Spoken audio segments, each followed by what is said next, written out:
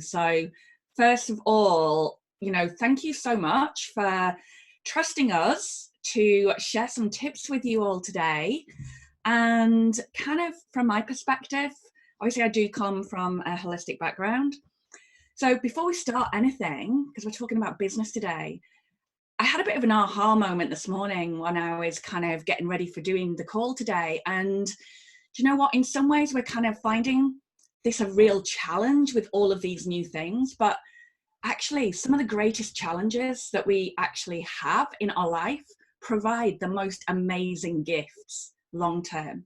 That what we actually move forward to, the new skills that we're going to develop when this is a challenging time, can move your business so much.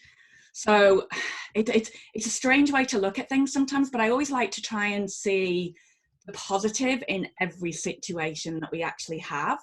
And yes, it is going to give us some really challenging times, but look at this. We've got like about 1, 2, 3, 4, 5, we've got 20 people per screen. So we've got about 40 people here today, and we can chat and we can integrate and we can network with each other. And we've got these amazing tools to be able to do that. So first of all, I have been using Zoom for a little while. Initially, I used it for one-to-ones, and then I do webinars and training using Zoom, and I do it via live. So what I'm going to do is I'm going to share my screen with you. So you're going to see the whole of my monitor because I'm going to be flicking between different things for you guys. And some of the controls that you would normally see, I've tried to screen grab for you so I can then explain what they actually do for you. But what I would say to you is after this, practice makes perfect. When I first started with Zoom, I made a lot of mistakes when I was sharing screens and stuff. So practice does make perfect. So they even have a whiteboard on this so you can type things and you can share your mobile phone and everything. This is my pooch, by the way, guys, just in case you're wondering who this little guy is here.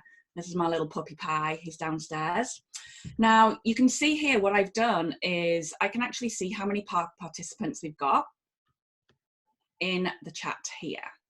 Now, you've got the option with chat and participants that I can either merge it with the main screen, which would be this, or I can separate them. Now, personally, I always separate them so I can move them anywhere I want on my screen by just holding my mouse on it and moving it to where I need. So if you have got questions, feel free to put them in the chat. Okay, I might not come to them straight away, but I promise I will look back at them. And I'm sure Lizzie or Coral will remind me at the end if there's anything that I've missed that I've not covered for you guys. But hopefully, we'll be able to go through quite a bit today. So first of all, if you've never used Zoom before, the thing that you're actually going to want to do is you'll want to go to their website and you want to sign up for a free account with them. Bear with me. I've moved all my windows right in the middle of it. Move that one across. So what you want to do is you want to go to zoom.us.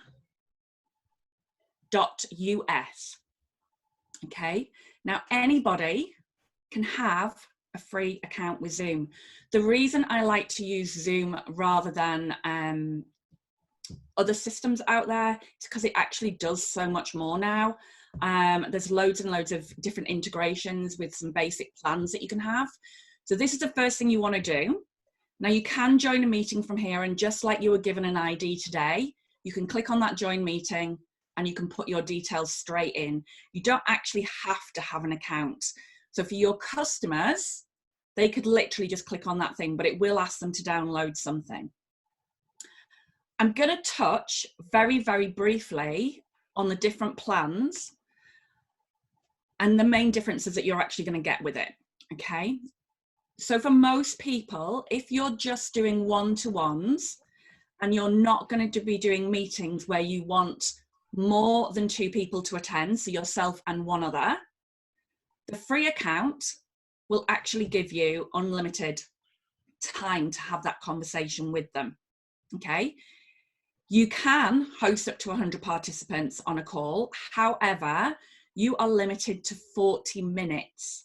At 40 minutes, it cuts it off if it's a free account, okay? But the free account for the majority of things is fine. So if you're just doing one-to-ones, you've got unlimited time on that one-to-one meeting, okay? You can still have however many meetings you want in a month, and you've still got all the other features, so you can still change some of the things in there. The paid account, which is the pro account, this is great for small businesses. The reason I've actually got an additional feature to this, but that's just something that linked in with the business that I actually do. But the pro account, basically what it does is, again, it's letting you have 100 participants on an online call like this today, but it gives you some additional bonuses because you can do your call for up to 24 hours if you really wanted to. I think that's a bit extreme. But you can take it over that 40-minute limit. So, you know, if you're doing a webinar class or something, you've got that time to do your education, do some questions at the end, and then end the call for that. You can record both on your computer and you can record on the cloud with the pro account. The other benefit of the pro account is it lets you live stream to YouTube and Facebook lives. So like we're doing now, we're streaming it to our group. So Coral is the admin for that group, so she's been able to stream it into that group. So there is some additional features when you get the pro account. It's more about the duration of time and the fact that you can do lives and things as well. And Zoom, by the way, offer loads of free training on how to use their resources. But what I would say, personally, get Zoom, the free account first, and play with the tools at the bottom. Get a friend to come on with you and just have a little bit of a play with it. You know, it's not complicated, but you can learn together. When I first started doing like live streams, it wasn't even live. What I used to do is I used to record on Zoom on my computer, and then I would upload it to Facebook because I wasn't confident to go straight into doing live streams. So it gave me that opportunity to practice what I wanted to kind of get out there. And, you know, when you're doing that, literally just keep your videos to like 5 minutes. If it makes you feel any better, the first time I started doing it, I did a full webinar class. And I think I recorded the webinar class 4 times before I shared it. Because it's just a confidence thing. The other thing I would say to you as well is be mindful that when you're looking at a computer screen, okay, wherever your webcam is, when you're actually doing the talk and the presentation, try and look at the webcam, not at the screen. Because if I'm looking here all the time, I'm actually not engaging you and I'm not making contact with you at all. I'm too busy looking here. Now, obviously, if you've got notes and things, you are going to refer down to them. And a trick that someone shared with me, which I love, by the way, she actually got a Post-it note. And what she did is she punched a hole in the center of the Post-it note with little arrows going to it. And where the webcam was, she put it and stuck it so that the hole was where the webcam was. Now, personally, I didn't like the little Post-it note. It was far too messy and untidy. I happened to have this beautiful punch that was a heart. And I punched a little circle hole in it and put it over my webcam. So now I know exactly where to look because I look at the heart. So it means that I'm connecting with the heart of the people that I'm actually working with. So it's a little reminder to me, and it kind of lets you connect with them a little bit deeper. Does that make sense? Absolutely, yeah. We spend a lot of time, even when you're using your phone, by the way, just be mindful of where the camera is when you're talking to people and doing Facebook Lives. You need to be looking at the camera, not looking at the screen, watching what you're doing. And I know when you start, that's really hard, but that's why I'm kind of saying practice. Because when you do practice, it builds that confidence up inside of you to know where to look on the screen. Clear the clutter from behind you. You know, you want it to be so that it looks pretty. So you want it to look nice. So I've signed up my partner for an account just so I could show you what the free account features were. Actually, I've taken that out from up here. That was in there somewhere for later. So this is my account on Zoom. As I said, I have got a webinar feature and things on there, so ignore this part down here. Yours will be that the meeting will be 100. In fact, if I show you my partner's dummy account, he gets signed up for all sorts when I'm doing training. Bless him. I show you his. So I signed up for an account for him yesterday. This is his private meeting ID number. And this is the link that he would be able to share.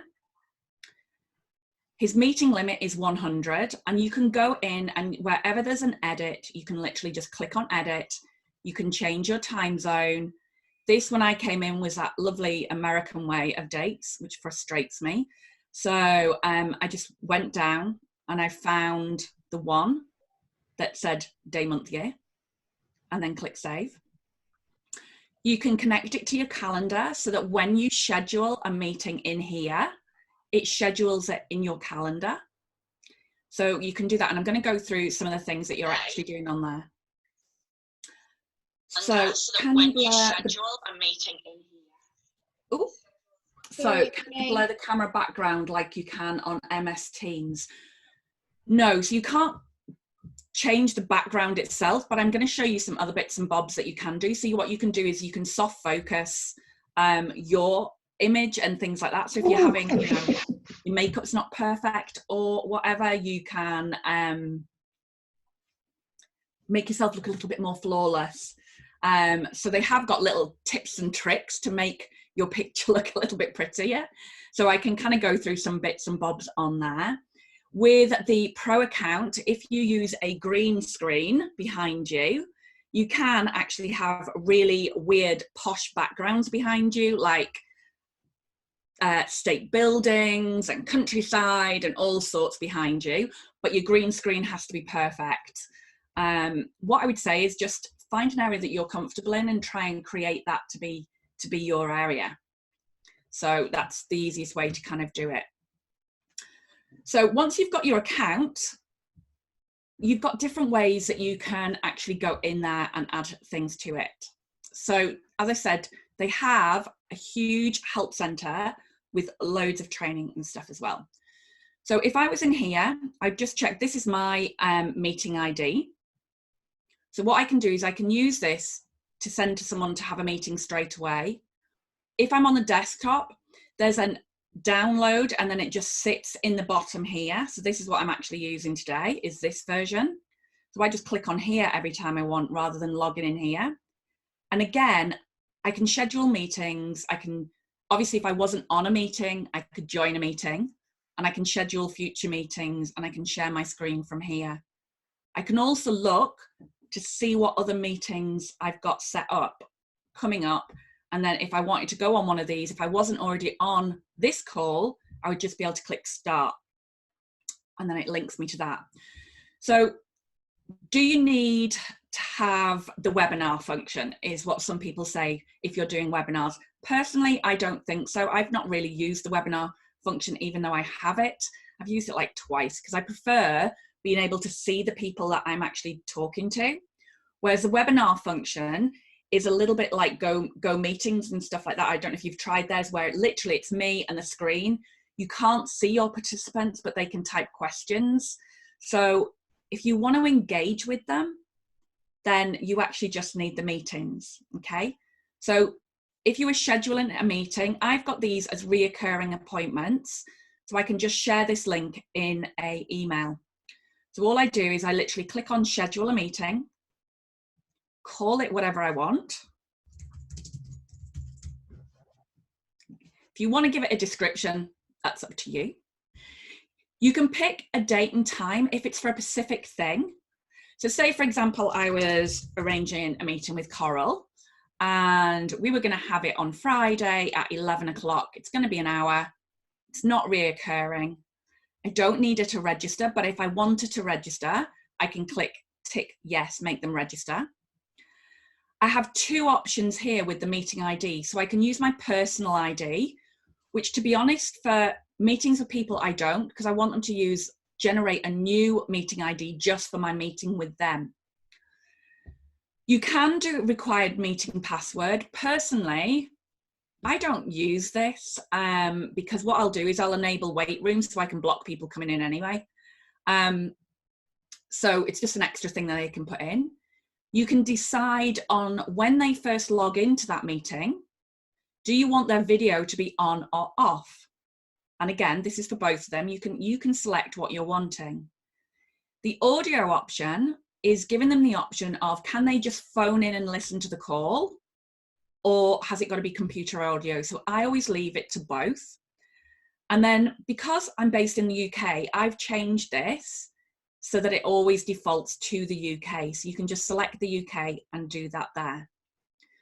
This allows people to join a meeting before you have joined that meeting. Now, I never have this ticked because I don't want people to join before I get there. And I actually get a notification in my emails to let me know as soon as somebody is in my meeting room waiting for me. So I'm not going to have that they join before me because I want me to add them. You can select mute participants upon entry. So if you were doing a larger meeting, you might want to click so that everybody is muted prior to you when they first come into that meeting, so you're getting rid of any background noise, and then you can unmute them as you need to unmute them. So you can see on everybody here, as I go down the side of the participants, I can unmute any of you, or I can unmute all. Enabling wait room, what that does is literally, if they click on the link before or when you're there, what it does is it puts them in a little wait room, and then you have to physically go in there and say, yes, I'm allowing you to join the meeting. This is good in some ways, but what I would say is if you're having a really large meeting and you've got a load of people come into it, this can be a bit of a pain if you're on your own because you've got to actually accept people. So if you're in the middle of a conversation, that's difficult. If you're fortunate enough to have a Lizzie in your life, then obviously you can just click this here and then they can take responsibility for that. Just like the lovely Lizzie's typing away in the chat for me at the moment as well. You can record the meeting automatically. Now, personally, I don't do that because I always start my meeting a few minutes before people are due to join. And I mess around with things, check that I look okay, check my hair's all right, I've cleared the clutter. So I don't like to record straight away because if I want to share that later, it means I have to cut that front bit off, you know, when I'm putting on my lipstick and making sure my hair looks right. So, and you can also add co-hosts in here. So you can add in an alternative host. Now, in relation to this, they have to have the same kind of account as you if you're wanting them to do the same things as you. So I've got a pro account. So it gives me all the pro features. If I add someone with a free account, they can only do what that free account allows them to do. So it would cut them off at 40 minutes, unless I opened up my Zoom, added them as a co-host and left mine open until the end of the meeting. So it's just things that you need to be mindful of. And then literally you just click save. Now I can start the meeting from here. I can add it straight into any calendar. So generally these are the main ones, Google, Outlook, and Yahoo. Okay. And then if I want to, I can edit this meeting at any time. And then I've got the option of obviously the live streaming that I've said to you before. Now I can't click on these to do the live streaming. I have to be in the actual meeting to do that. But I'm going to show you the different areas that you can actually do that on. And as you can see here now, it says enable joining before host, no. Mute participants on entry, yes. Enable wait room, yes. Authenticate users can join. Only authenticated users can join. So that means they have to have an account. Record the meeting automatically, no. I can then, if this is the kind of format that I want to use for every meeting, I can save this as a template for future meetings. So test meeting, save as a template. And then all it means is next time I want to go to my meetings and schedule a meeting, what I can actually do is I can go to my meeting template here, and I can schedule another meeting with this template. So it might be that actually what I'm going to do is I'm going to have a call with Lizzie, weekly team catch up, call it whatever you want. And then I can say it's a reoccurring meeting. We're going to do it every Monday at 10 o'clock. Now I can say it's weekly, or I can set it to monthly, or for some of mine, because they're set at different times based on something else that I use, I put no fixed time, and then it's just whenever we want. But if this was like a weekly meeting that we were doing, I can literally just set it up, and I can say how many occurrences I want it to go for, or I can say end it after so many times. I don't want it to have to register for it because it's our team meeting. I don't need it to have a password. I'm going to leave everything else. I don't need to mute her because it's just me and her that's going to be on there. And I don't want to enable a wait room. And then I can save that. And again, just click here to add it to my calendar. So you see now it has created a weekly meeting with Lizzie. Whereas these ones are reoccurring, no fixed date and time. So I have to click on this and I can just click on it whenever I want to. Whereas this one, it's clicking on the individual links. The numbers are all the same, but it just means if I'm starting the meeting this Monday, I click on this link. But those dates and times are also available here. So I've got a test meeting with Lizzie, my next test meeting with Lizzie. Now, obviously it's not going to show up because I'm on a call with you guys now. So I can literally do it from my desktop and just click start. I don't have to log on to the Zoom website once I've actually created them. I personally just find this layout easier for changing my settings and setting up meetings than the desktop version. So that's a little bit about that part. And as I said, they have got loads and loads of great tips on what you actually need there. Now, is it this one? No, I've got another. Is it this one? Yee! Woo! So we're in here. All right. So I screen grabbed a load of stuff. So Coral's going to be, she's going to be like, Dawn, you haven't even got me smiling at the camera. Sorry, Coral. I've not got you there. See, she's not smiling on this one. So this is some screen grabs that I took. So when you do it from your desktop, so this is this little icon, you just literally go to Zoom and then there's a link to be able to download it for Mac or for Windows, and you can download it so it sits on your desktop. And then when you click it, this window opens up. Now I can go on to click a new meeting, and that will start a brand new meeting. I can click join. So like today, I click join and I put in the ID number that Coral sent us, or Lizzie sent us actually.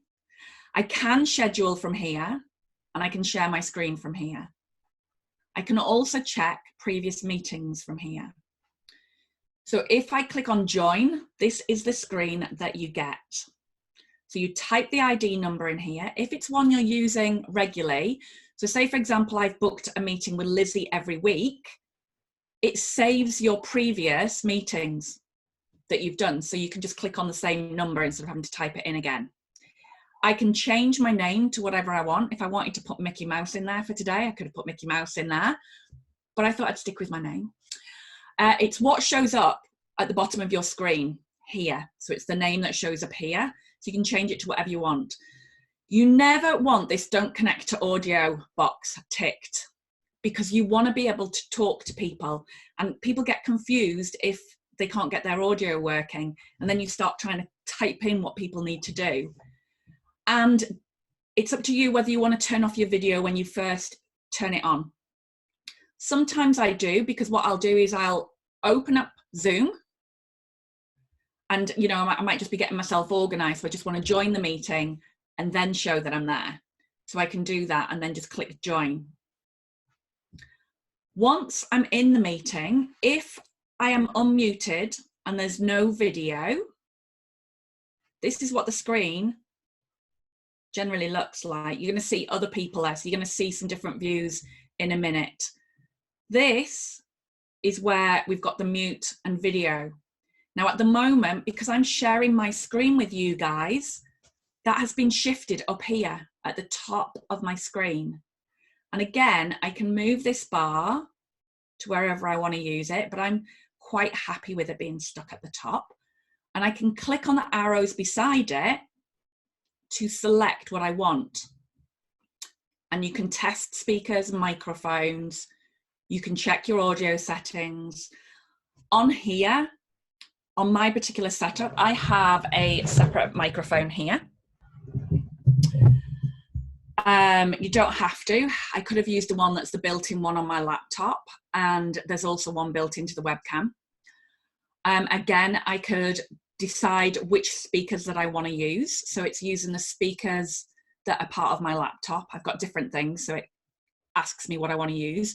So generally, when people are having problems and they can't connect their audio or video, they just need to click on this arrow and keep clicking on one until they get something, because it's whatever their system is actually set up for. The same with video. I have a choice of the camera on the computer. My computer's over here at the moment. I've got a separate monitor and it's shut. So it's no good using that. So I've got a webcam set up, a Logitech webcam set up. So that's the option that I actually choose here. If I had a green screen behind me, I could choose a virtual background if I want to. And then in these video settings, so it gives me even more to play with, what you can do, so I've got enable HD, touch up my appearance. You can also mirror the video. So if you look at the words on the back of my screen, if I mirror, they're back to front and it shifts everything. So you want to make sure that mirror my video is unticked if you've got writing or you want to show stuff on your camera, because otherwise it's backwards. It's not very good. You can change the ratio of your screens, whether you want high resolution or not. Always display participant's name on videos. So this means that it always shows whoever it is that's joining. It always shows their name. Turn off my video when joining a meeting. Always show video preview dialogue when joining a video meeting, so it shows that people are there. You can spotlight my video when I'm speaking. So if you've got a lot of people in a meeting and you've not specifically pinned someone to be the speaker, what happens is every time someone speaks, someone new comes on the screen if you've got it in speaker view, and we're going to look at that. You can go through, you can see it's picking up my microphone here, and there's all sorts of other different things. So you see, I can have a weird background, but because I've not got a screen, green screen, it's not very good, is it? But if you've got a green screen behind you, it will let you pick up these different backgrounds, which is kind of cool. I just couldn't get the green screen to work. So when you do the advanced features, it takes you back to the website. So any advanced features, it's going to take you back to the website as well. So you've got access to all of those on there. And this is the one that confuses people, the different views. So here, to get this view on your screen when you're in a webinar, there's like, you'll see in a minute on the next one, there's like 9 little squares here that you click on and it changes it to this view. This view is called gallery view. This view is called speaker view. See here? And on this one. So if I clicked on this, it would give me this view. And basically, whoever was speaking at the time, their video, their picture would show here and everyone would show across the top. Okay, and then there's gallery view. So personally, if you've got a lot of people joining, this is really nice because you actually get to kind of speak to people and see people. If I'm doing a webinar, it tends to be this view that I'm actually using. And then if I'm sharing the screen, as I said, I can move you wherever I want to. I can make it smaller, so it only shows me by clicking on the 1 box. I can do the 4, which gives me a longer view, and I can just click on the arrows, wave to you all if I want to speak to individual people, or I can make it larger as well, so it's just me. Sometimes what I do is I actually turn it off altogether. Depends on where it is and where it's distracting my screen. So you've got different view options there. I can even drag it to the top. So wherever I move it on my screen, it will eventually adjust, oops, to wherever it is that I'm putting it. So I can move it around because it's separate when I'm sharing the screen. So know that you can just literally click on your mouse, normally the left side of the mouse, hold and drag, and obviously you can move things around on your screen. So before we go any further, that's just the basics side of Zoom to start off with. I'm going to go through some of these other sections in a minute. Has anybody got any questions at this time? If so, if you want to unmute yourself. Okay. Anybody, any questions? No?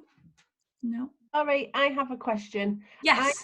I missed the first bit about how, well, there's 2 actually. Yeah.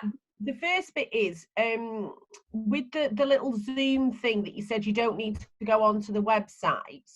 So do you just like, there's a little app or something, is there, to download the laptop? So it downloads it onto your computer. So when you first log in for an account, if you go on to the Getting Started, there's a link there that says whether you're doing it for a computer, Windows computer, or a Mac computer. It's just a download that then sits on your desktop. So mine's here. So it's an application that sits within your computer. So I can click on this and it brings up my thing. So I don't actually log onto the website every time I want to start a meeting. I literally just click on my desktop. And that's simply just on the main website that you get that. Right, okay. I'm not going to go through the difference between Mac and PC. I don't actually have a PC anymore. I'd have to nick my partner's computer, but they look very, very similar in the way that they work. It's just obviously the applications are slightly different when they download. Right, okay. So that's fine. My other question was, I missed the bit about sharing the screen. I don't know if anyone else missed that. Yeah. You did say how we share a screen, so I can just watch the video, can't I? Yeah, no problem. What I'm going to do is I'm going to share my screen for a second. It gives you different options. So see this button here? So if I had this, even doesn't really matter. This button here is what I would click on to share my screen. Yeah, got it. Got it. Thank you. Because I'm on with you guys, like you can't physically see what I'm seeing, which is a bit of a pain. But you know, I can do a new share here. Can you see now? So this new share gives me different options. So I can share my whole desktop, which is this whole window, and you can see there's a green line around it. I can do a whiteboard, which I'll talk to you about in a second.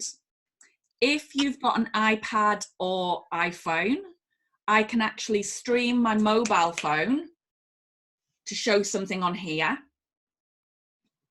or you can connect it via a cable.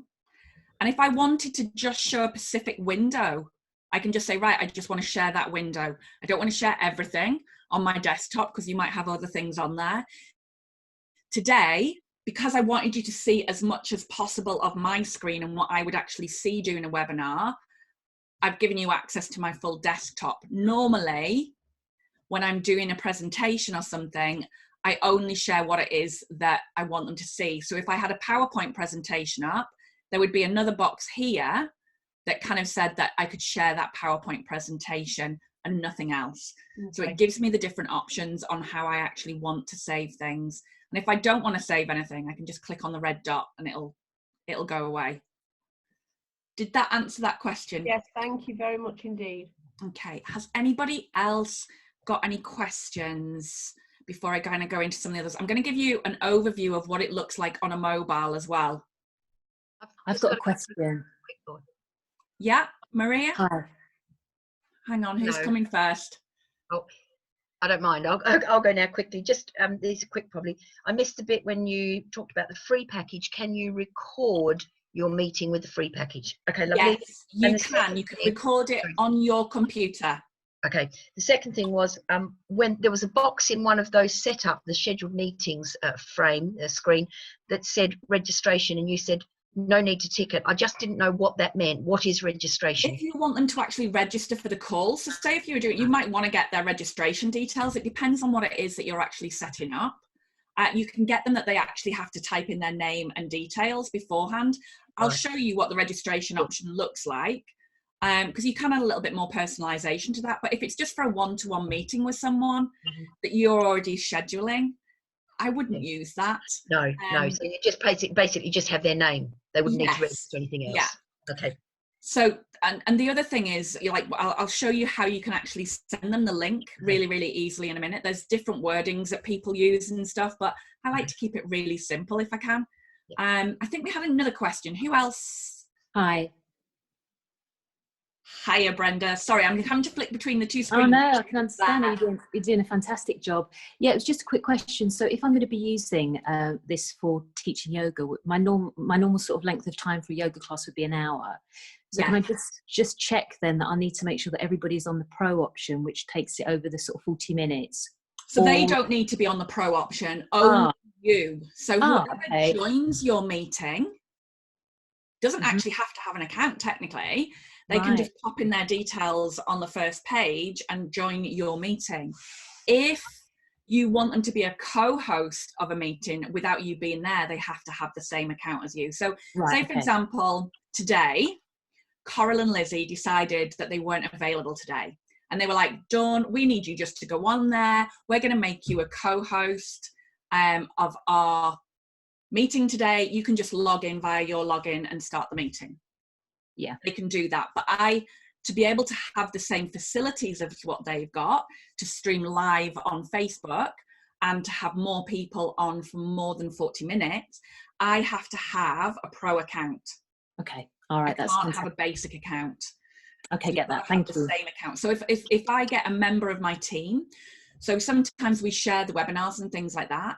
If I want a member of my team to do that webinar instead of me, they need to have the same account profile as me for me to be able to do that and create the registration page for them. Right, that's fine. So in terms of my sort of teaching yoga for an hour, then I'll need the pro account to take me over the 40 minutes, but my students wouldn't. Yeah. And the great thing is you can still record it and everything as well. And if you want to live stream it, you can live stream it. So it gives you that flexibility. But if you're wanting them to come on like this, then it has to be a pro account to do over 40 minutes. And that, obviously that gives you the Facebook Live. If you were just wanting to record something for over an hour and then upload it to Facebook, actually you can do that on a basic account. Fantastic. That's great. Lovely. Thank you so much. So the restriction of your time is literally if you want more than 2 people on that call. Okay, that's great. Thank you so much. No problem. Any more questions before I move on to the next? I have a quick one. Yeah? Where am I going? Sue. Hiya, Sue. Hi. I don't know if you know whether you can integrate it with Acuity, the calendar, because I have a Acuity scheduling. I think you can, but double check. I know with Calendly you definitely can.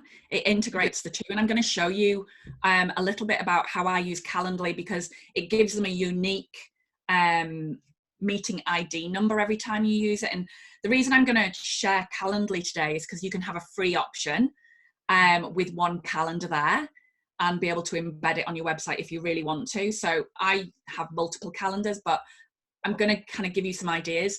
Basically, if you go onto their page, integrations, let me share my screen. It'd be really rude, really, isn't it? I'm just like, press the buttons. So here, when you're on Zoom Help, if you type in integrations, you can just click on that integrations here. And then I think it, is it not on there? Integration.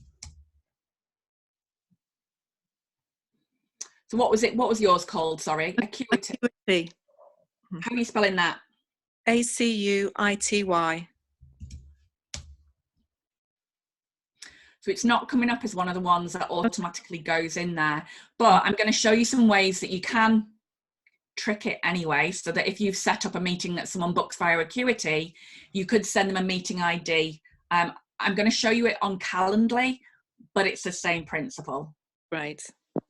If that makes sense. Yes, but they great. do have a lot of integrations and stuff that are available on there. Actually, I wonder if it's going to list them all on here.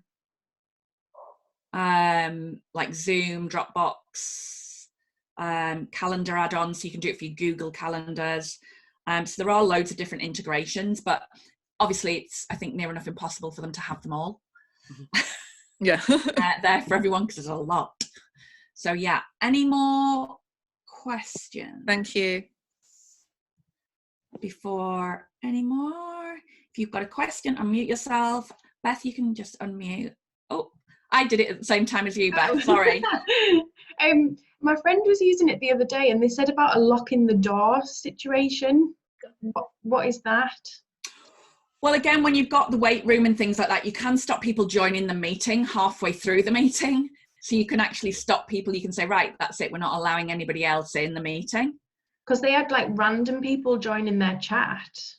Right. So if you're sharing your URL openly on a Facebook public page that everybody can see, obviously anybody can join it. And that's where the enable wait room is a handy thing to have. But to actively do enable wait room efficiently, you need a buddy. Right, okay. There's going to be a co-host that can actually allow those people to join that meeting. That's where the passwords can be good if you're sending just an email out. It's one of the reasons why I don't like to use my personal ID for every meeting that I have. And it's also why I don't let people join the meeting before me neither. I've got to be on the meeting before they join. Right, okay. So it's just putting in a bit of safety, because if someone's got your link, technically they can click on it and they could send it to someone else and they could click on it. So yeah. I don't generally share my personal ID meeting ever. The ones that I use is always a generic one for that meeting type. Right, okay. Brilliant. And I don't let people come in until I'm there. Right, great, okay. And that's the main reason I do that. So I've got control. Right, brilliant. You have people, you see, when you send them out a link, what's interesting is you do sometimes get people like, they want to know how it works. They click on the link beforehand. I put a little message in mine saying that you need to download Zoom prior to our meeting. So click here to download it. And sometimes they just click on the link like 2 hours or a day before, because they just want to check that they can get it open. And it'll send me a little notification saying this person's gone in. So sometimes if I'm on my computer, I'll go in there. And if they're not there, I know that what they've been doing is just testing it, but they can't get in. They can't do anything. Because I've said they can't. Yeah. Right, okay. Brilliant. That kind of just stops them kind of doing that. But yeah, you can, when you're in the middle of a meeting, you can actually say, Coral could actually say, right, from this time onwards, nobody else is joining the meeting. Right. We're stopping participants joining the meeting. Brilliant. Thank you for that. Which is good. Dawn, am yes. There's a couple of questions in the chat. I think people are just having a few issues with their screen. Could you just address those? Yeah, confused screen sharing, so I might need that. Okay, oops, I think I've clicked on something as I can only see myself, not, okay. So yeah, so you need to click on the gallery view. If you remember when I shared, this one down, close that one. So if you're only seeing this view with everybody across the top or just yourself, what you want to do is click on these little dots and that'll give you this view. So if you accidentally click on here, or if you accidentally pin yourself to only be the person that's being seen. So you can click on yourself and do things.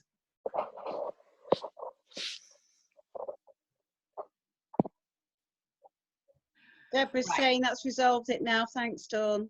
Yeah, cool. So yeah, it's just remembering the different views that you've got. So I'm going to quickly give you a bit of an overview. So I screen grabbed this on my mobile yesterday. So you can kind of see there's an app for both Android and iOS, so iPhones, that you can download on your phone.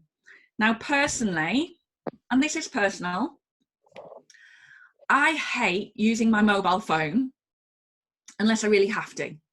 for meetings and things like that. Generally, I like to be sat comfortably and have my screen in front of me and have a mouse and keyboard so I can work a lot easier than trying to hold a phone and tap and look at people in the right place. So if I was hosting a webinar, I would personally suggest that you do it on a desktop or an iPad that you've got set up rather than on a mobile phone. If it's just a quick chat with someone, then by all means use a mobile phone.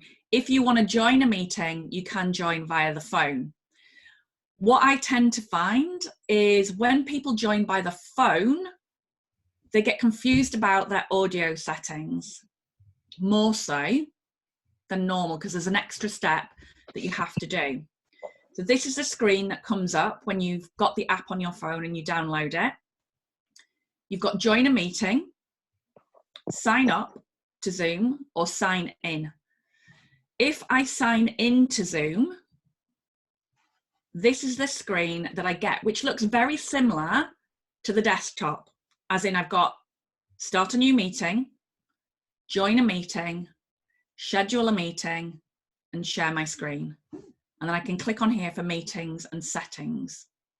You can get it to integrate all your contacts to link via your contacts on your phone with Zoom. Personally, I don't use that, but you can. If I'm joining a meeting, this is what it's going to give. So you put their ID number in here. Decide what you want to call yourself. So I changed this because obviously it was going to confuse me having my name twice on things when I was taking pictures. Join. Don't connect to audio. You do not want this tick because this is where the problem is. If you don't connect to audio, you can't have a conversation. You might want to turn off the video, but just be aware that that's what it's going to do. Okay. If I was starting, if I clicked the other button, which is new meeting, it gives me this screen. So I want to turn my video on, and then it says, do you want to use your personal meeting ID number? I never say yes to this because this isn't the number I want to use all the time. And then I just click start meeting. Okay. This is the next screen it gives you when you start a meeting or join a meeting. So you can either dial into the audio. So if you're not on Wi-Fi and not connected to the internet, you'd use dial in. But I would suggest you make sure you're in a Wi-Fi area and you call using internet audio. That will automatically set your audio on. And as you can see, my video is off on this particular screenshot. If my video is off, if I have uploaded a picture to my profile, it will show a picture of me. To unmute myself, I click this button here. To start my video, I click this button here. I can click here to view participants. I can share my screen from here. And then the other button, the three little dots, gives me this option. So if I wanted to type in the chat on my phone, that's where I get it. The meeting settings are there. The raise the hand is like people can raise their hands in the thing. I don't use that very often. I just tell people just to type in the chat for my calls. And again, there's the virtual background and you can disconnect the audio. So that's where all your settings are, is they're hidden under these three little dots here. And at any time you can leave the meeting. You can schedule a meeting from here. And it looks near enough identical. I've just screen grabbed it for you. And there's a little thing that gives you this advanced option. So enable join before host. No, not if you want to control your meeting. So the main one is this, that people have problems with. When I get people joining on phones or iPads, is they don't connect their audio. I can see them and they can wave at me and then they can chat to me, or they normally end up phoning me going they can't get it connected. But this is what you want. I would say if you've never used Zoom, it's worth you downloading both the desktop and the mobile, because familiarize yourself with both. You know, it's easy enough to take pictures on your mobile of what your screen is, and it's handy to have those pictures, because then if someone's having a problem, you can kind of say, does it look like this? There is help, and sometimes I'll send them to the help page, and I'll send them a link to the help page. But that's kind of giving you the basics of what that's actually giving you. Cancel that. Don't want to leave the meeting. I do want to close that though. Clicked on the wrong thing. Okay. So if I click share screen again, I'll just give you, I'm going to click on whiteboard. Oh, Dawn, just to Yes. say, I think somebody had a question in the chat. That Can I add a logo to my about video? logos? No. So there isn't a way to actually add a logo. So what I would say is there's ways that you can change your name. So if like this name showing up here, if I wanted this to show my business name, in the settings, all I would do is put Dawn M. Murray - Essential Wellness there, but I can't put a logo on there. What about in the background? Because you can download a screenshot behind you, can't you? So you could have an image with your logos behind you, couldn't you? That's a virtual background. So for the virtual backgrounds to work, there needs to be a green screen behind you to then put that logo in the background. You can, if you really want to. There's another software called OBS that some people use rather than Zoom. It takes a lot more learning. And you can have overlays on your videos with strap lines at the bottom and all sorts of things. There is, on the webinar version, there's like a closed caption thing where you can type words across the bottom. But that's an additional fee that you actually pay for the webinar features. So to be honest, I generally, if anything, I just have it here. And then obviously if I'm doing a presentation, if I had a presentation open, all my details are on that presentation, and the last slide that I always leave up there for them is that. Just a question, you might be coming to address this after, Dawn, so excuse me if I'm jumping the gun. Yeah, no problem. How do you get the presentation up? How do you put that into Zoom? So I'm just trying to open one up. I'll open up this one. So you'd have your presentation opened up as normal on your computer. Let me share my screen. I should share the whole screen for now.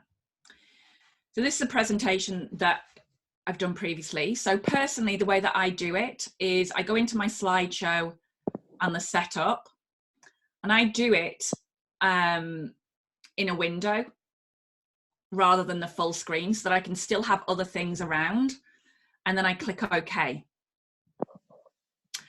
Then what I do is if I'm clicking to share, you see now I've got Microsoft PowerPoint here. I would select that PowerPoint. So this is what you guys are seeing. There's a green line around it on my screen now. And then I would start presentation. And then I can just go through my presentation as normal. Now, as you can see, what I do is I put my logo on any presentation that I'm doing.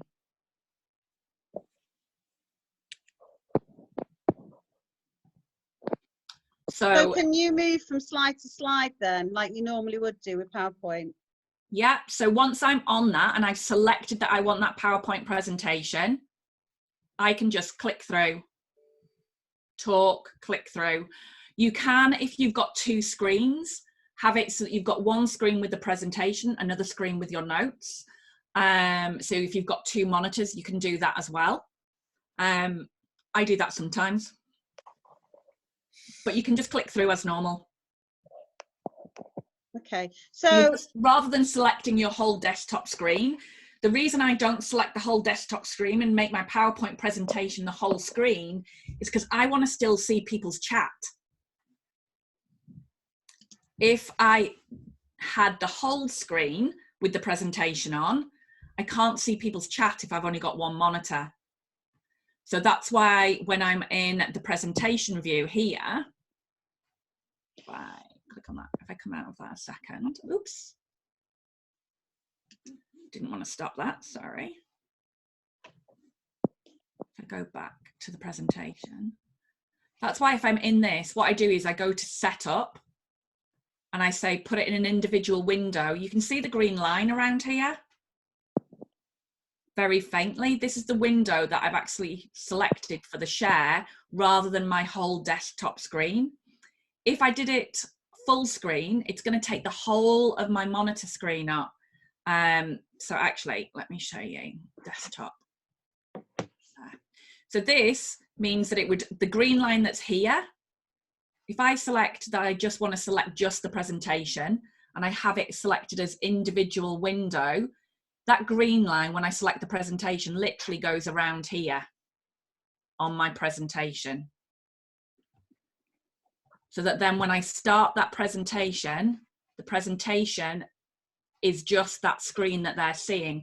However, I can see my people, I can see my chat, I can still see all of this up here to be able to look at individual things.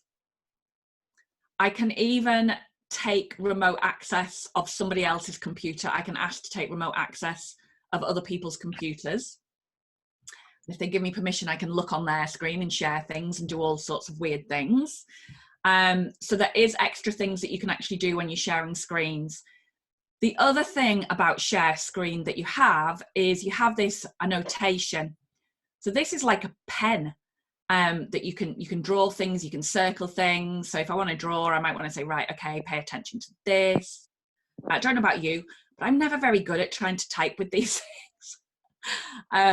So you can kind of do different things on here, and that's what I would say is play with it. There's also an option to do a whiteboard. So literally it gives you a whiteboard like this, and then I can type here.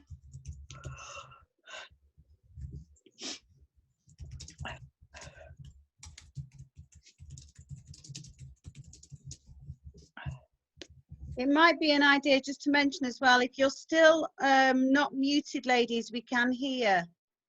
I can mute them all. I can unmute them all from here. Yeah. Unmute, mute all. Put Coral back on, I'll let her come back on. So you can type whatever you want in here. You know, you can spotlight things if you want to spotlight things with a little flashy thing that goes around. You know, you can erase bits that you're wanting. As I said, you can draw. If you're really good at drawing, great. So you can do a whiteboard kind of presentation and talk them through things as well, if you're wanting to share in that way. We've got a question here.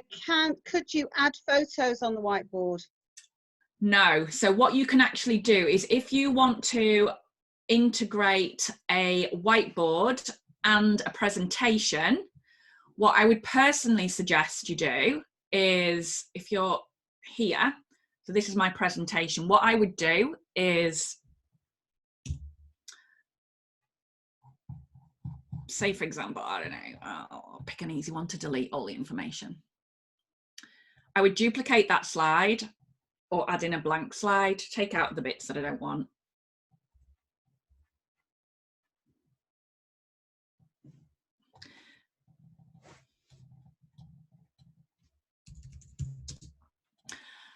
And then what I would do is, when I would be using that particular slide here, I can then click on annotation, text. Where did you click on to get that up, Dawn? It's up on, well, on when you share your screen, there's this, see this, a note right at the top. Right. It's that. Okay.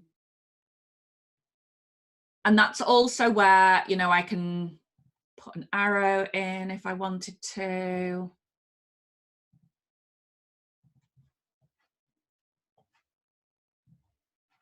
So I can play around on here if I wanted to do it in that way and use it as a PowerPoint and a presentation.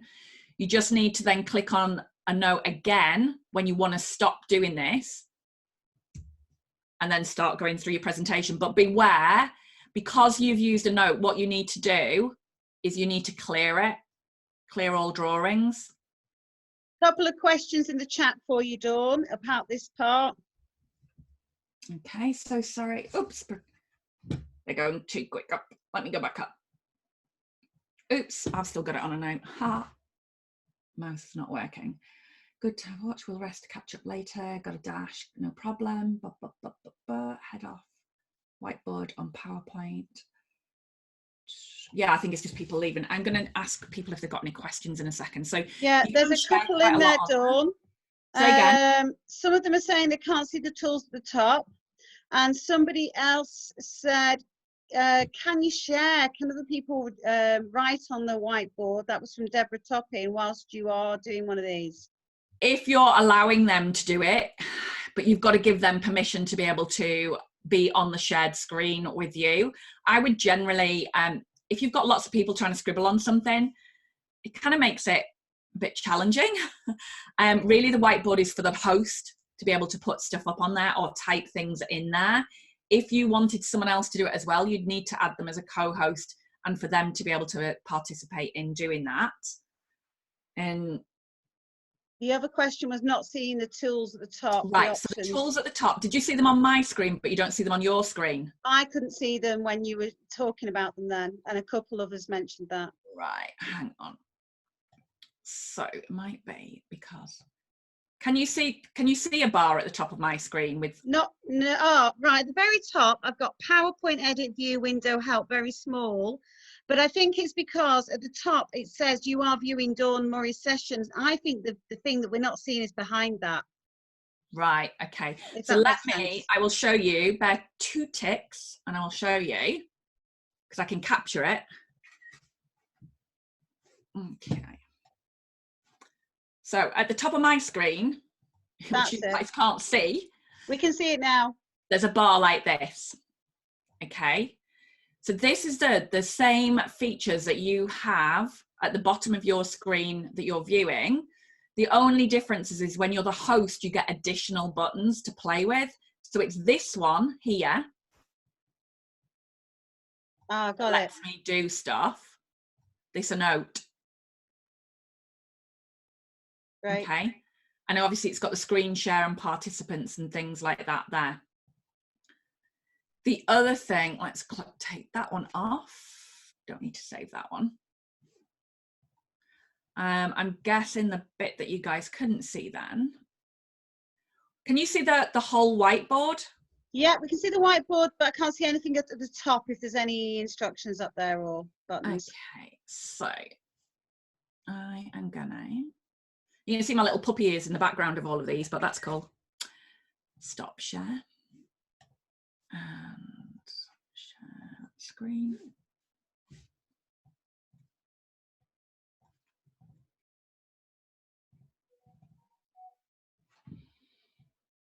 Let's take that off. Don't need to save that. So this, when I do whiteboard, the whiteboard is underneath and I've got these tools. Right. Bigger, so you can see.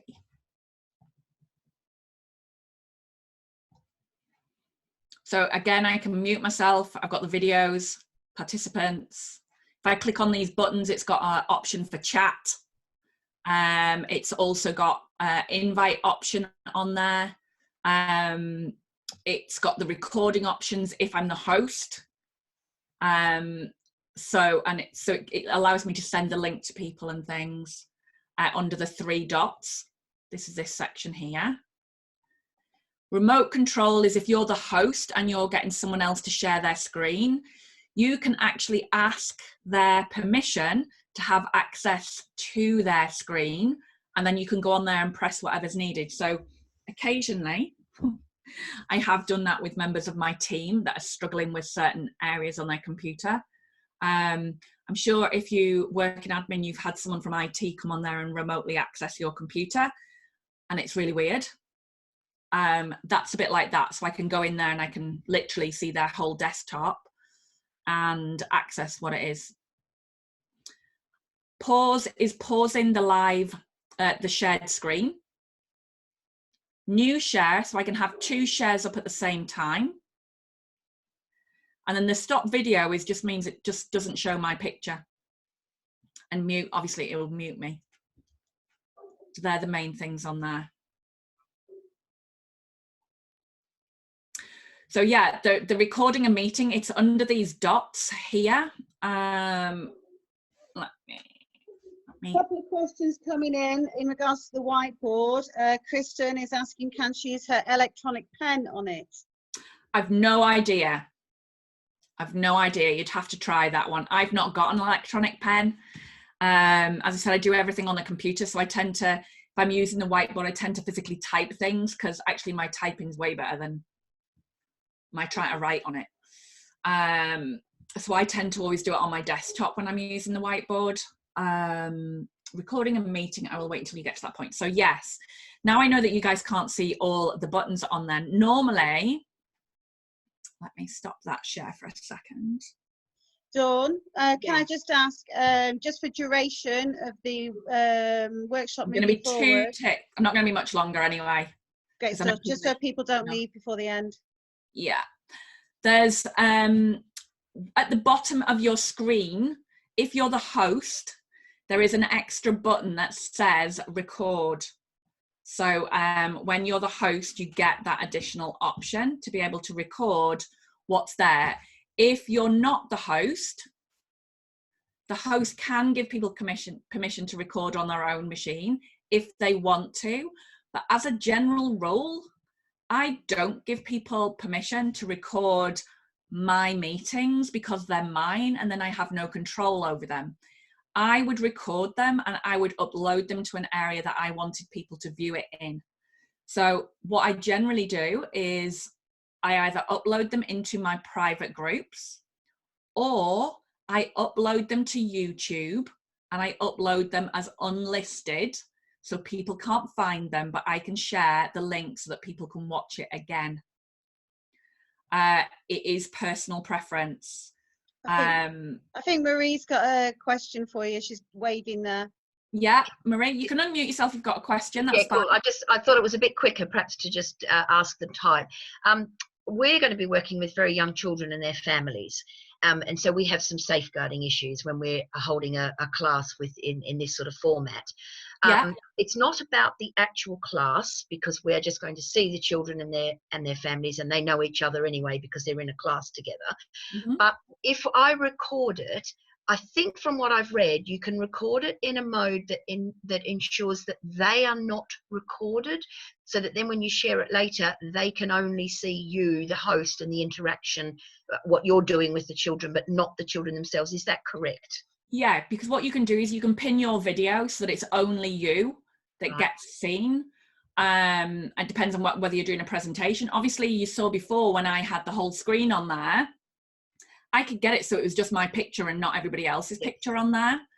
Yeah. So I can decide who I want on there. You can actually say that you don't want it to show people's pictures at all, and then it's just whatever name they sign in on.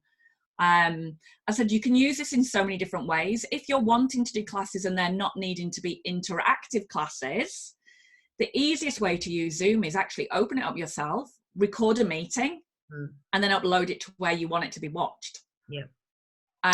If you're not needing them to physically ask questions and interact, that's a good way to be able to do it. So when we do webinars for my business, I do live webinars, but I also have a pre-recorded webinar of exactly the same webinar that I can send out to people to watch. Right, yeah. I think it's the running of the actual class isn't the issue. Having them around the screen is nice, that they get to see each other and interact with each other. It's the recording of it and their ability to distribute it, or our ability rather to distribute it later. That's what I'm uncertain of, and whether we perhaps could record with just the host. I'm sure there is something on the settings that is purely just the host. Right.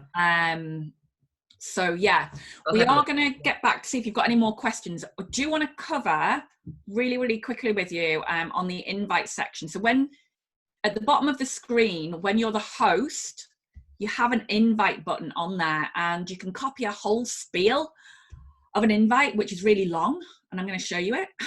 Or you just before you get to that point, Deborah's picked up a point which I had actually spotted. because I think we forget we're all on video right now, so you can all see what everybody's doing. Which is why I sort of said earlier, you know, mute yourself if you've been unmuted and stuff, if you're going to have a conversation or whatever. So just reiterate that little point. You can see that some of the people have just got pretty pictures of themselves up there, and that's just because they've turned their camera off, and on their profile they've loaded up a pretty picture of themselves or a logo or whatever. So you can do that, so that when you're not there you can just turn it off the screen. So if I didn't want you guys to see me, I can turn my video off at any time, and all you'd actually get is my picture, and I can turn it back on. Oh yeah. Put it back up. Oh yeah, okay, got you. So you see I'm on the top there, and I can just decide what I want people to see. So occasionally when I'm doing meetings or I'm on a coaching call with someone where I'm being coached, my partner might come home. That's not the case right now, he's at home full time, but he might come upstairs. You never know, he might come upstairs and say, Dawn, would you like a coffee? So what I do is if I hear him tootling upstairs, checking if I'm all right, I quickly I unmute myself, put myself on mute so I can talk to him, and I turn my video off. You know, if you've got a bit of distraction going on there, you how are you actually doing that, Dawn? Just literally at the bottom of your screen where it says mute and stop video, it's that section. And then it automatically goes back to the preloaded picture you put in your profile. Yeah. So it just goes back. So also at the bottom on the screen, there is an option here, in where the little dots are that you can't see now. There's a little thing there and it says invite. When you click on that, it gives you two different options. One, it says copy URL, and one says copy invitation. So the URL is literally this. The whole invitation is this, which is a little bit long-winded. It gives it loads of weird numbers. Personally, I tend to just copy the URL to people so that when they click on it, it automatically puts the meeting ID number in for them. They don't have to type it in. So I just copy the URL for them on my invites. As I said, I do use Calendly. It's a free tool. It's an online scheduling system. I've got 5 calendars here. If you want the free version, you can only have one. Okay. But that one will give you a calendar that you can use. You can set your times and dates up, and people can just book on it and put their details in. You can do a lot within there as well. So if you're offering free sessions, you can say exactly what times and days you want to have those appointments, the duration of the appointment, how many days in advance they want to set it. You can ask them additional questions on the form. I keep mine simple. People don't like filling in stuff. And you can change the email notification. So I change mine so that it's got my URL in. On this one, because it's Zoom and I've got a paid account with Calendly, it will automatically add in a unique Zoom appointment for me, because what it does is it integrates this with Zoom. But that's because I've got a paid account. At the moment, Calendly, because of COVID-19, have said that if you use Zoom or Go Meeting, through till June, they are going to allow you to have that integration for free until the end of June. So you can sign up for a free account, set one calendar up, and then you've got a page that you can actually share with people if you're wanting them to book an appointment with you without you physically booking the appointment with them. And it will go straight into your calendar. So I use this to get people to book into my calendar, one-to-ones, my team one-to-ones. Hence, I've got a few different options. I have got a paid one because I like to keep them separate. You don't need a paid one. I even use it for doing webinars. I just allow more than one person to register when I create the event. You can make them pretty colors, but this is if you've got a paid account that you're gonna get the option to have more than one calendar. You can integrate it onto your website. So if I just had one, I could make a pretty button here, and they've got some great tools with this. And I can even have it so it just pops up at the bottom of my screen on my website for people to book an appointment with me. So there's a book a consultation here. They can literally click on that and then book an appointment with me. And you can do all of that on the free version. I'm not going to go greatly into Calendly today. I just wanted to give you an additional tool that you could go on to. It's calendly.com. If you want to save yourself time booking in appointments and sending people the emails, you can set it up on here. And all I would say is create a meeting like I've done in my Zoom, where I create one meeting for wellness consults, and it's got that URL. And I just put that in the email for my reminders, and it'll send them an email an hour before, if I ask it to, an hour before that meeting, reminding them that they've got a meeting with me. I think that's a really useful tool. Sorry, Kristen, I was just going to say really useful too for some of our coaches that might be wanting to do some one-on-one stuff with people. Maybe start, integrating that straight away. So thanks for that tip. Sorry, Calendly is I just wanted to know how much it was. amazing. So yeah. I think Dawn said that Calendly was free, didn't you, Dawn? Yeah, if you only have one appointment type, one meeting type, it's free. What if you don't? If you want more than one, then you have to pay for it. I think it's $10 a month. So it's not really expensive. With the paid version, the Zoom integration, where it will automatically create a unique URL for personal one-to-one meetings, is an integration that's within there. For my webinars, I just have a separate one that I use, that I just use just for my webinar URLs, just because it looks pretty in another system that I use. Depends on what systems you want. We can look at doing a bit of a little bit on Calendly. If it's something that people are wanting to learn more about, then we can. I just want you to know that it's there. What I would say to you is have a look. I will put links in the live video to Zoom for you to sign up for an account.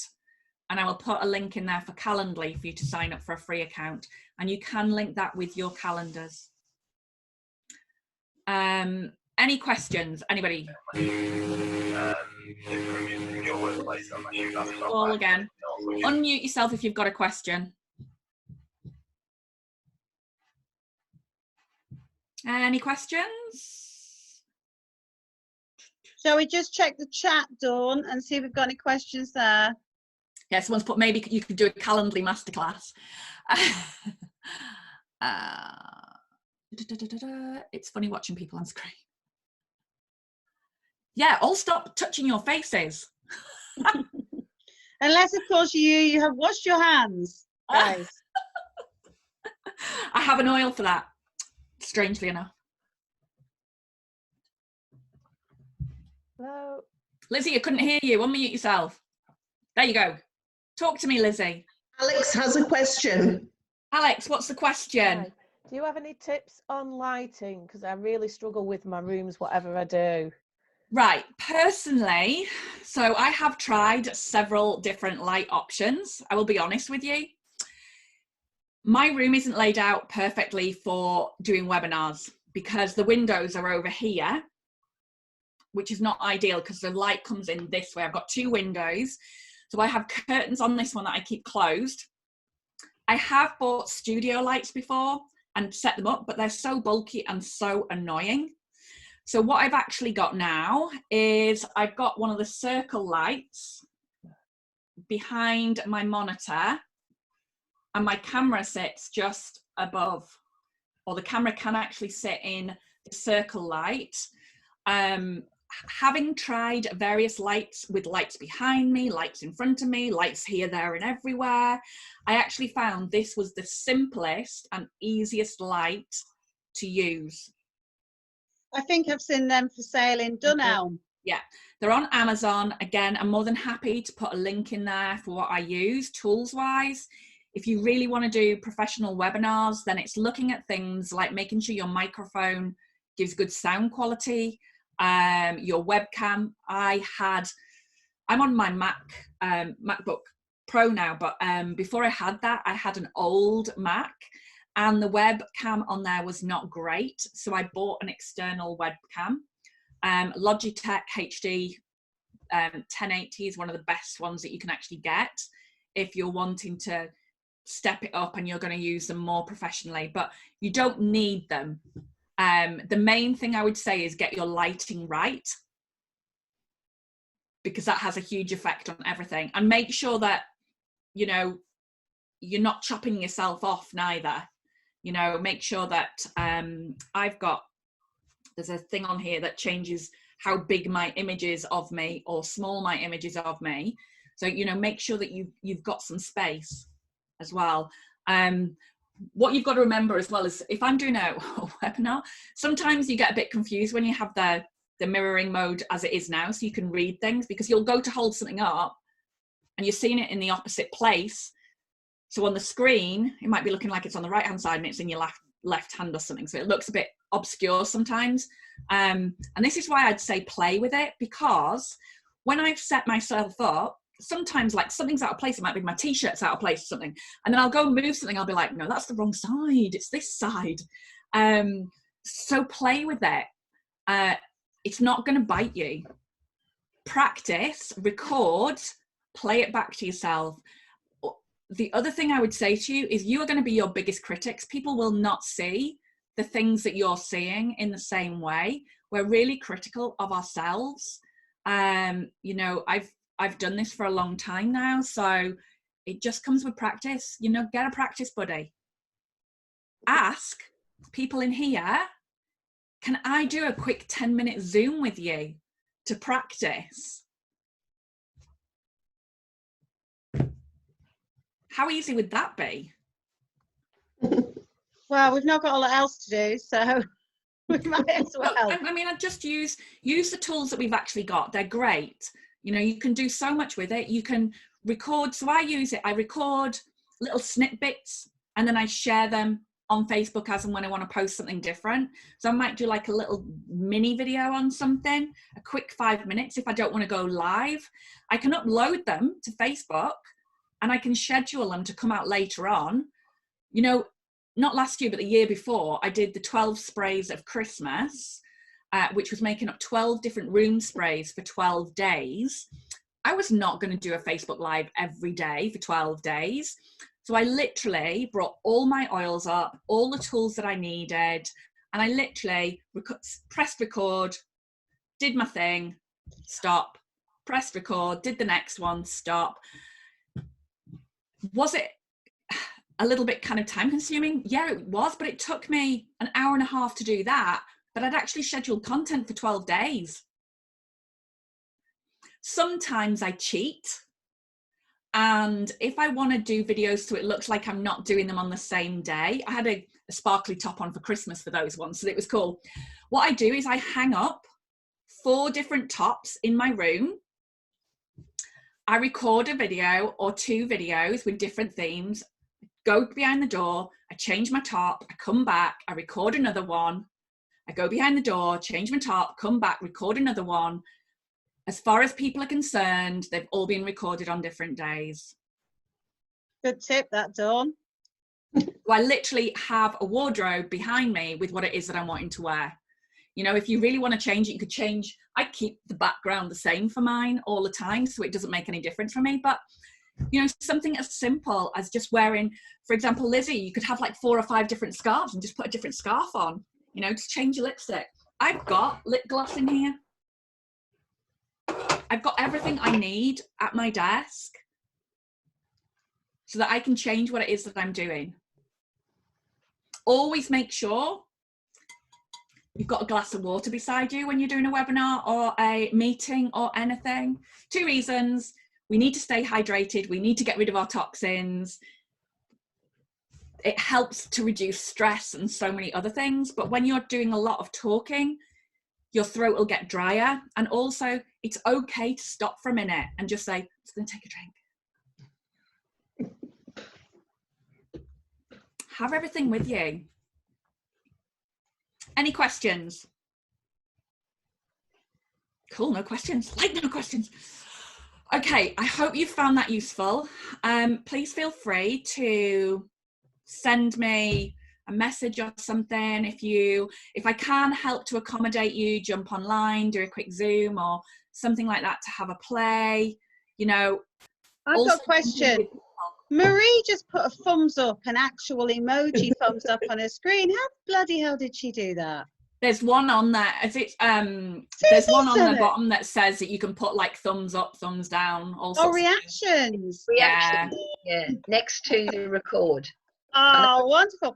Okay, so can I suggest then that if we all go to the bottom on reactions and give Dawn like a big clap, like a team clap, everybody? Can we all try? I'll just give you all a big virtual hug. Yay, Catherine, the bottom reactions. Found it. Go to the very bottom to reactions and click a clap. Oh gosh, that was we are live on Facebook still, aren't we? Yeah, you were saying before about someone was asking about locking people out of the meeting. When you're the host, in the participants more tab, that's where you actually lock people out so they can't join. And you can do weird things like it'll play a chime every time someone joins the meeting or leaves. I hate that. It's such a distraction. But what I would say is just get a Zoom account. It looks like you've all got one now, get a Zoom account, download it on your phone, download it on your desktop, use the time to play, practice what you want to set up, and then just start using it. The advantage of the pro account is you can have lots of people on a call for more than 40 minutes. The advantage of a pro account is you can go live on Facebook and live on YouTube, sat at your computer.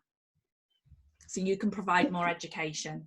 That's why I like the pro account, because I like to go live on Facebook without clicking their live thing and share screen, because I can have my picture there and the screen. Whereas if I do it on Facebook, I can either have my presentation or I can have me. I can't have both. So this gives you the flexibility of having both and getting your brand and your name and everything else out there. Great stuff. Dawn, I think it's been invaluable. Thank you. Couple of things from this. Lizzie, if you could do a quick, how was it, feedback, anything else that you'd like, so we could ask you all just to sort of fill in a quick survey and also do a review for us, that would be great.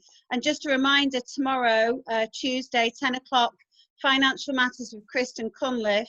Marilyn Reid. Marilyn, are you still with us? Where's she gone? Marilyn, hey, we've got you down for 2 o'clock tomorrow. Now you know all about Zoom. To do stress, anxiety busting ideas, we all need to think about self-care as well. So please, all of these are on our website. So www.pinklinkladies.co.uk. Go to events masterclasses to register and we'll get you the links out. And then Wednesday we're with Fiona Reid from Butterworth Solicitors, how to look after elderly care, our elderly at this time. Dawn, you've been an amazing workshop for us this morning. Thank you so much to Dawn.